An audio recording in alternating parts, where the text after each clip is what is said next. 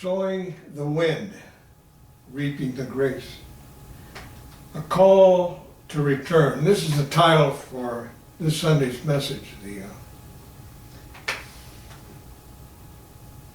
The drift to what we now call normal.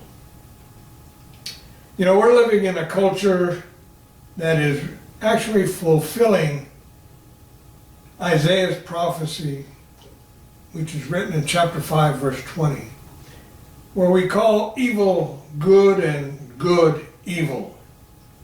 But it's done so slowly, patiently, one generation at a time. Doing something that would have horrified our grandparents, our great-grandparents. And that is now defended on television, on talk show hosts, in the press, in the movies, in normal conversations, on a social media. And it's done with a very straight face. Yes. We are living in a nation at a time now where the killing of the unborn children is called, of all things, reproductive freedom. One, to me that sounds stupid. Or if you're a linguist, it's an oxymoron. We live in a culture where confusing a child about the very body that God knit together in the womb is called, again, gender-affirming care. Well, listen to me. Hear me plainly. These things aren't new. They're ancient sins wearing modern clothing. The nations that surrendered Israel offered their children to Moloch and to Baal.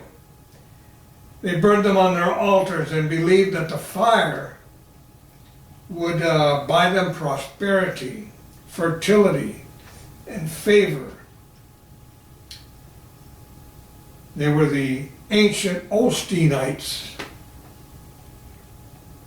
God's people were commanded time and again, do not do as the nations do. Yet generation after generation, Israel drifted. They didn't just wake up one morning and say, hey, you know what? I want to go to a new place to worship and check out these idols. No, they drifted. A little compromise here and blended values there, a little bit at a time, until the unthinkable became the acceptable and the acceptable became a sacred ritual. We have been and are walking, you also, your nation, that same road today. And that is exactly why the book of Hosea was written some 2,700 years ago, to a drifting, compromised, idol-soaked nation.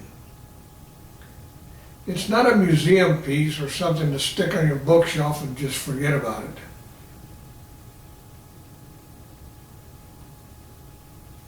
It is written so that we can see ourselves in Israel, what they were doing, we are doing. But also to hear God's diagnosis and His astonishing offer of healing. For whom? For people just like us, just like you. So join us. We'll be this Sunday here at Quaco Baptist for our service. Or you can catch the full sermon later on after it's reposted in that.